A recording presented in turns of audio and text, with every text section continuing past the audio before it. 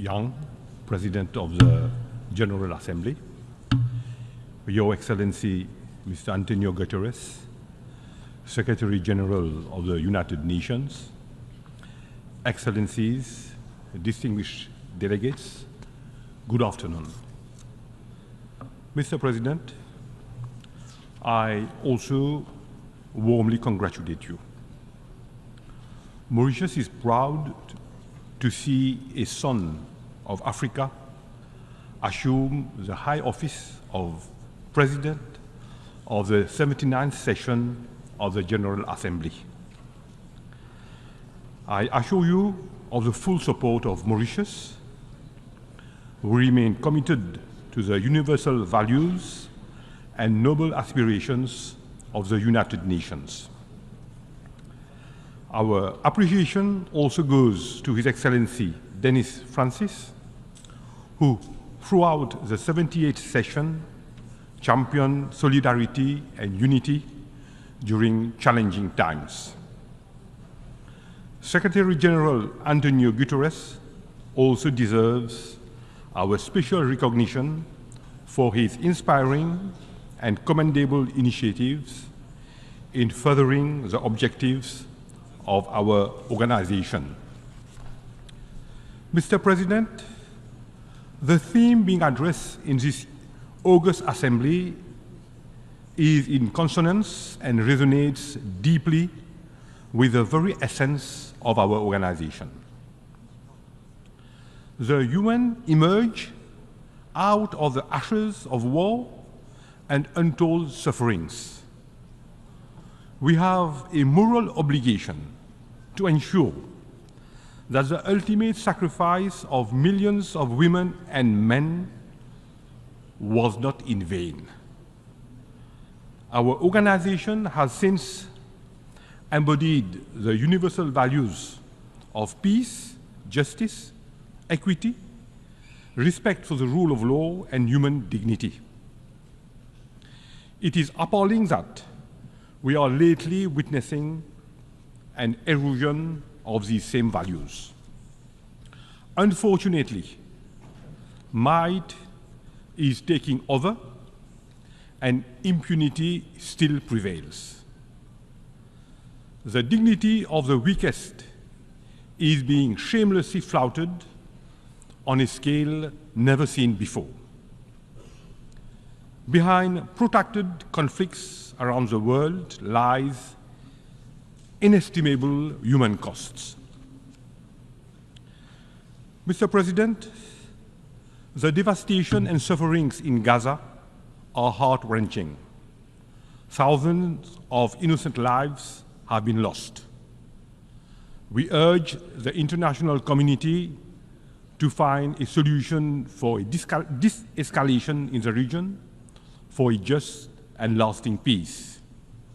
And we are convinced that the two-state solution based on relevant UN resolutions and international law will uphold human dignity and equality for all.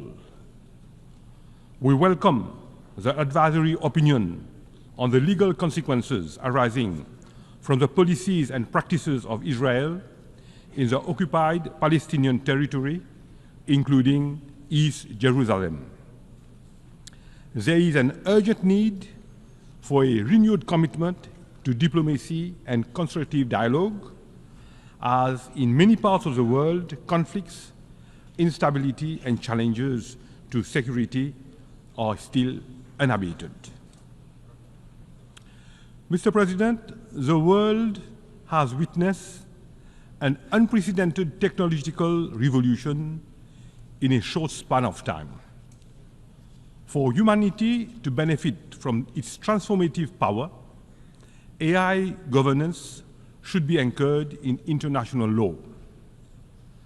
Current unsustainable consumption and production trends are exacerbating injustices and inequalities. We are at a watershed moment. Mauritius welcomes the adoption of the Pact for the Future, which is a renewed testimony to our collective resolve for the betterment of our world. We also need to ensure that the overall architecture of our global institutions reflects today's realities. Mauritius believes that inclusivity is a necessity and not a choice. Small states and large alike deserve a voice. Africa and SIDS have their rightful place in a reformed Security Council. Multilateral and international financial institutions should be more representative and also responsive to the needs of all countries. This is the only way to pave for a more equitable and resilient world where human dignity is upheld. Mr. President, Mauritius believes that human dignity is universal, unalienable, and unconditional. This conviction has always guided our actions. Our multicultural society thrives on fairness, equity, and human dignity. Through unity in diversity, we have strengthened our unique and tolerant society. We have spared no effort in advancing the economic, social, and cultural rights of our citizens. Our commitment to free and fair elections, good governance, and putting people at the center of development remains resolute. We are investing heavily in free healthcare, infrastructural development, free education for pre-primary school to tertiary level, amongst others. We are promoting decent work for all. The empowerment of women and youth remains at the heart of the government actions. These inclusive approaches and supportive policies have contributed to the strengthening of our social fabric. Mr. President, the climate emergency is one of the most pressing global threats of our time.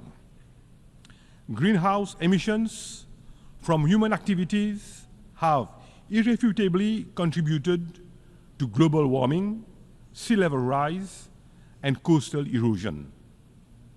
It is most unfortunate that SIDS, like Mauritius, which have contributed to the least in global emission, are being the most affected.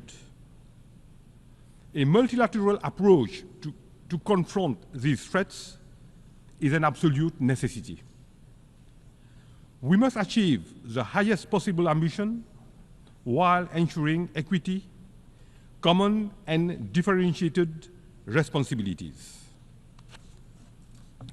Our actions need to be guided by the latest scientific insights and informed by the outcomes of the global stocktake agreed upon at COP28, including its roadmap for keeping 1.5 centigrade within reach.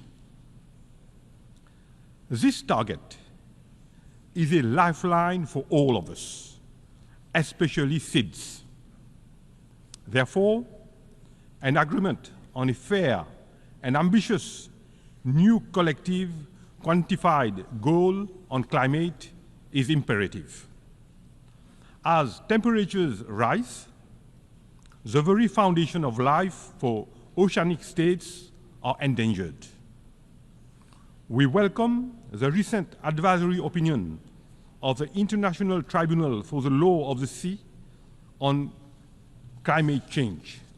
It stands as a juridical lighthouse compelling all states to chart a new course guided by science and the moral imperative of intergenerational equity. In the fight against climate change, our resolve should be translated into concrete and time-bound actions. One which is commensurate with the urgency and scale of the climate crisis. Mr. President, Mauritius has ratified the BBNG treaty, underscoring our commitment to protecting our ocean resources and ensuring sustainable marine governance. We are fully committed to the implementation of the Antigua and Barbuda Agenda for SIDS, adopted earlier this year. The openness of SIDS economies makes us more vulnerable to external shocks.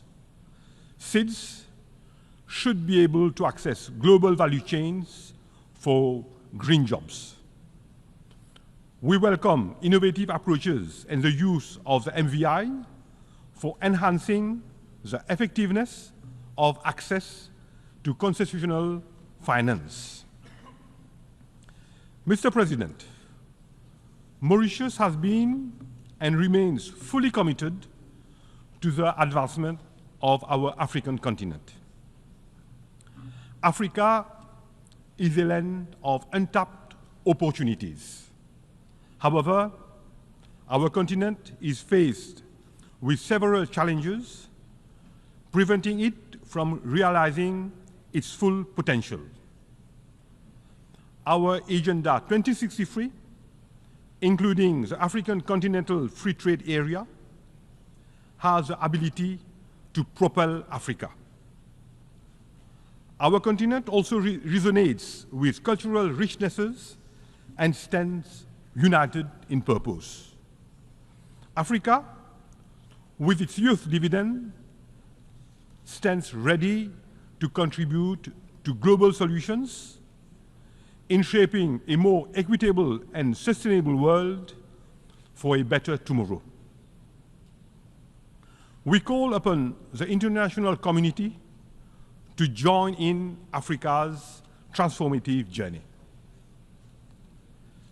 Mr. President, Mauritius and the United Kingdom are still pursuing negotiations on the exercise of sovereignty over the Chagos Archipelago, following the advisory opinion of the International Court of Justice of 25th February 2019. Several rounds of talks have taken place so far, and Mauritius continues to be engaged in these talks in good faith. We urge the United Kingdom to conclude expeditiously an agreement that would allow for the completion of the decolonization of Mauritius and the implementation of a resettlement program for the former inhabitants of the Chagos Archipelago in accordance with Mauritian laws. Such an agreement would also protect and preserve vital security interests on Diego Garcia. We also appeal to France to resolve the dispute over Tromelin, which forms an integral part of the territory of Mauritius, in the spirit of friendship that characterizes the relationship between our two countries. Before concluding, I wish to emphasize that the United Nations remains the ideal platform in bringing us together to address global challenges for a peaceful and more equitable world. We need also to recognize the contribution of the UN, its agencies, and dedicated personnel. Mr. President, we are convinced that the Pact for the Future will serve as the guiding star, leading us to an improved world for tomorrow's generations. I am confident that, together, we can forge a better, brighter, and more equitable world. One where no one is left behind, where human dignity and human rights prevail, where collective good for mankind remains at the core for lasting peace and prosperity. I thank you.